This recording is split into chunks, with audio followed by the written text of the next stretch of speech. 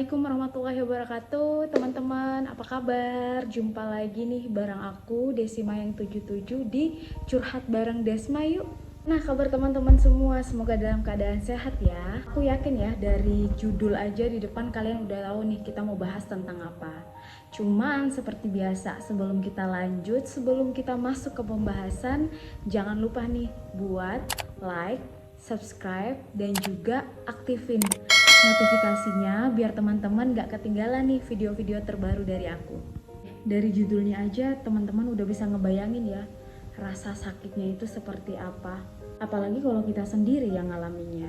Ikhlasin mantan aja nih ya yang udah lama putus tapi kita masih cinta, itu rasanya pasti sakit banget gitu. Apalagi nih kalau kita harus ikhlasin orang yang belum ada kata putus, hubungan masih baik-baik aja, tapi tiba-tiba dia udah nyebar undangan, dan undangannya malah nikah sama orang lain. Awalnya sih aku kayak gak percaya, gak mungkin lah ya, maksudnya ada orang setega itu dan ngelakuin itu sama orang yang dia cintai gitu. Cuman belakangan ini malah aku sering banget ditemuin sama hal-hal seperti itu. Bahkan orang terdekat aku ada yang ngalaminnya. Satu hal yang pertama ada di kepala dan di pikiran saya ya, maksudnya saya berpikir kira-kira terbuat dari apa ya isi hati dan juga isi kepala dari si pelaku gitu.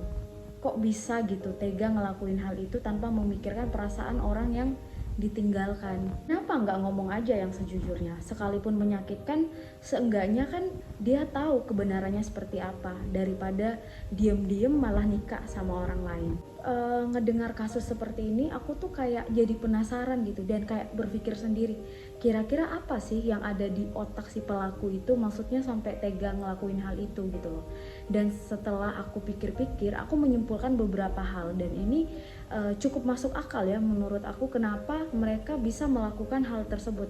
Yang pertama adalah ada tipe laki-laki yang ketika dia mendekati satu wanita, dia akan fokus dengan wanita itu saja dan dia akan berpindah ke lain hati ketika dia tidak berhasil dengan hubungan yang sebelumnya.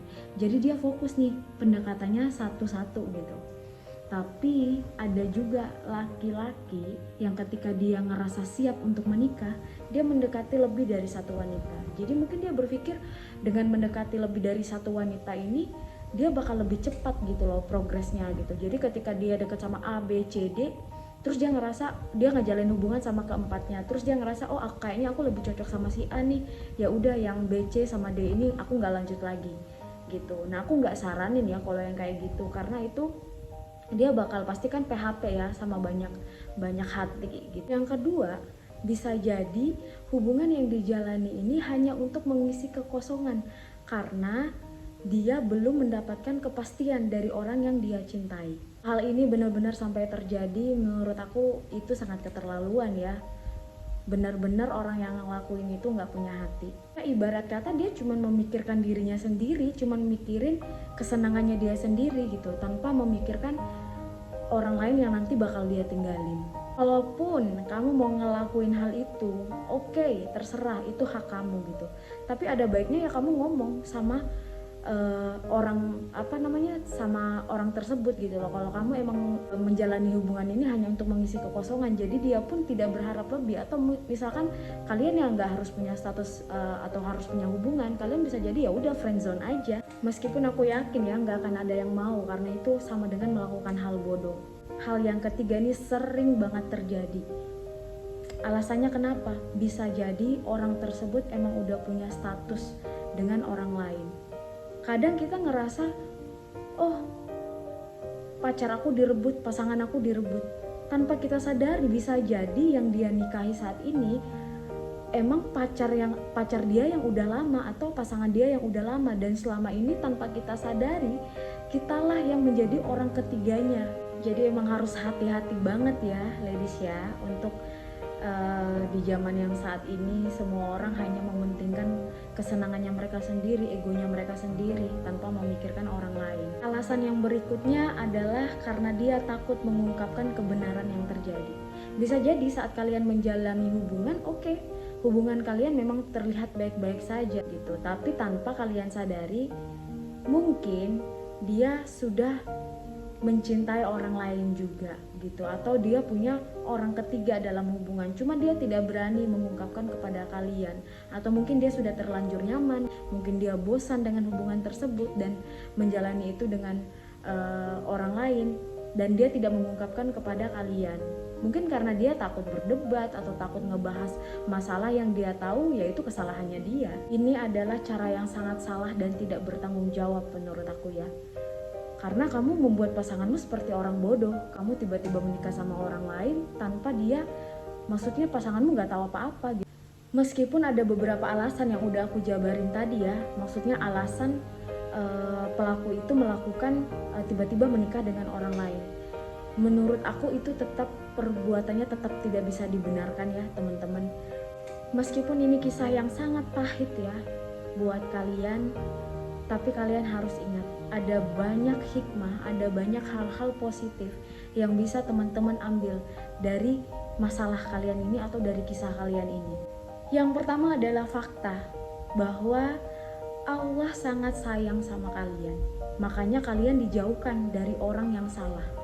Coba bayangin, kalian jadi menikah dengan orang tersebut. Kemudian setelah menikah, kalian mendapati fakta bahwa ternyata dia selama ini PHP juga kepada banyak wanita. Apa yang kalian rasain? Kalau dia cuma PHP doang ya, gimana kalau dia masih menjalani hubungan dengan orang-orang tersebut?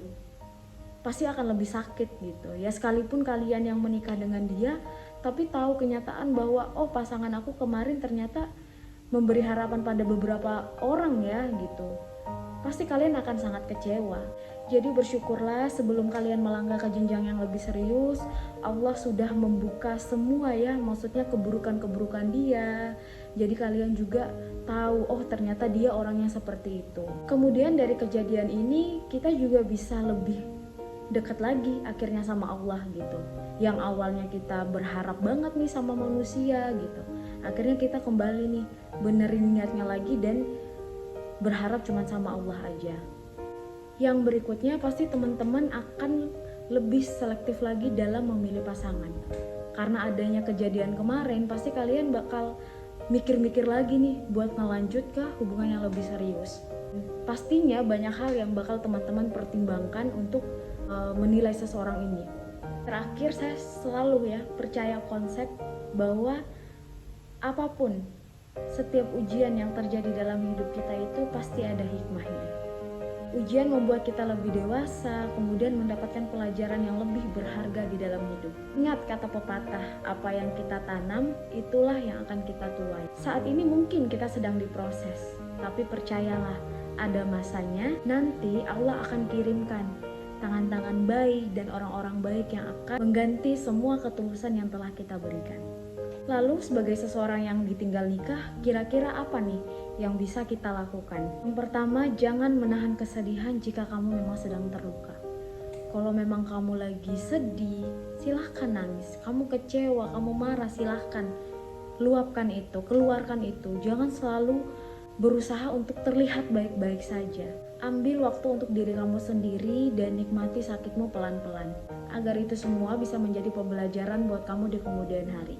Ya meskipun ya ini tuh bukan salah hanya kamu, tapi seenggaknya kamu bisa lebih mawas diri dan nggak terjebak lagi dalam hubungan yang seperti ini.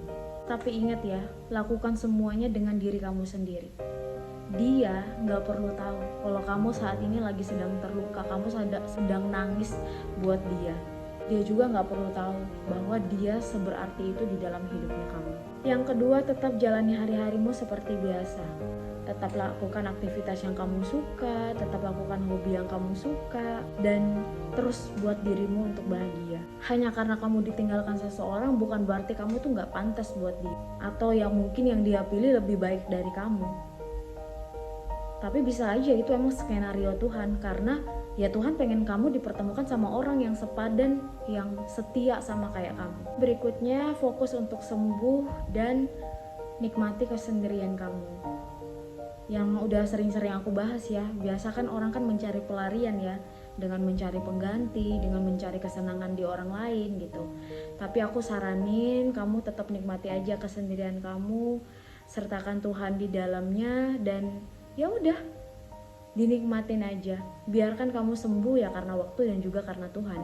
Yang keempat adalah menjadi versi terbaik diri kamu. Waktu ini adalah kesempatan buat kamu lebih mengenal lagi nih diri kamu. Mungkin kemarin kamu kurang mengenal dirimu, kurang tahu nih apa sih yang sebenarnya yang kamu butuhin. Yang kamu butuhin pasangan yang seperti apa, orang yang seperti apa, karakter yang bagaimana gitu. Jadi dengan kamu lebih mengenal dirimu, kamu lebih mencintai dirimu, kamu pasti bakal tahu ke depannya pasangan seperti apa sih yang bakal kamu butuhin dan hubungan seperti apa yang nanti yang bakal kamu jalani. Tinggal menikah memang adalah hal yang sangat menyedihkan ya teman-teman. Tapi aku harus kasih tahu sama kamu, ini bukanlah akhir dari segalanya. Bahkan bisa jadi ini adalah permulaan buat kamu untuk memulai sesuatu yang baru. Jadi jangan pernah berpikir atau jangan pernah putus asa. Kamu bakal dipertemukan Tuhan dengan banyak orang-orang baru, dengan banyak pengalaman baru, dengan banyak teman baru, dengan banyak hal-hal baru yang bisa bikin kamu lebih berkembang lagi dan menjadi dirimu yang lebih hebat lagi. Jadi jangan pernah putus asa, kamu harus tetap fighting ya, kamu harus tetap berjuang dengan hidup kamu. Jangan biarkan orang yang udah ninggalin kamu kemarin tertawa ngelihat keadaan kamu yang terpuruk saat ini. Kamu harus bangkit, oke? Ingat, roda itu tuh selalu berputar. Bisa jadi sekarang memang orang yang udah ninggalin kamu, dia bahagia sama pasangannya tanpa memikirkan kondisi kamu saat ini. Tapi kita kan gak pernah tahu ya di masa depan apa yang akan terjadi.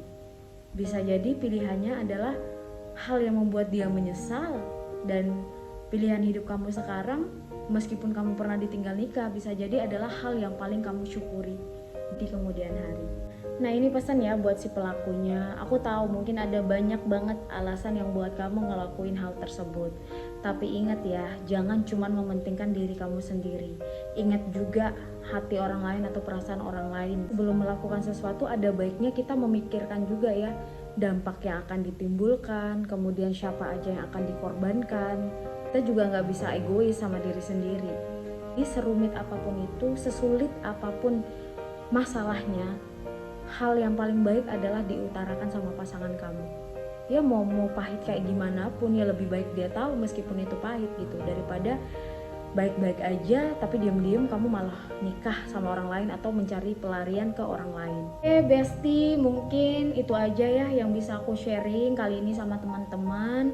Buat kalian yang sedang mengalaminya atau pernah mengalaminya, aku selalu berdoa semoga kalian segera diberikan kesembuhan dan dipertemukan Tuhan dengan orang-orang baik ya. Ya udah nonton sampai akhir ya, semoga banyak banget manfaat yang bisa kalian ambil dari postingan ini.